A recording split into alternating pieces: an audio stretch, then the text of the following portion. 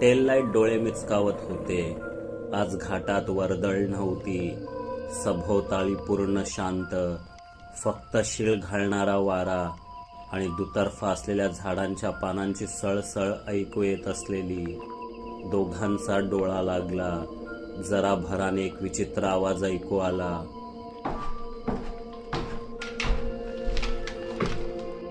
जणू लोखंडी टपावर कोणीतरी चालत असल्यासारखं.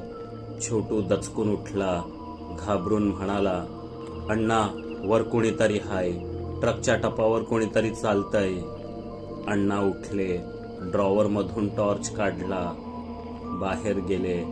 टॉर्चच्या उजेडात संपूर्ण ट्रक चारही बाजूंनी नीट बघितला. टपावर कोणीच नव्हतं, ना आसपास कोणी.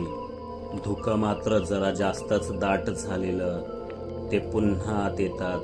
घाबरलेल्या छोटूला दिलासा देत म्हणतात, काहीच नाही रे बाहेर, कशाला भीतोस.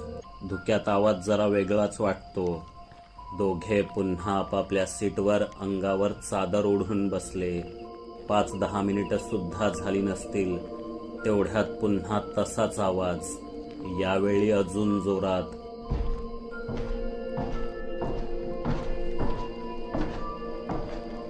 जणू कोणीतरी टपावर पुढून मागे आणि मागून पुढे चालतंय. हळूहळू पण ठाम पावलांनी. आता मात्र छोटूची तंतरली. तो रडायलाच लागला.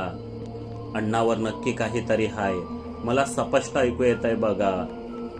यावेळी अण्णालाही काहीतरी गडबड असल्याचं लक्षात आलेलं.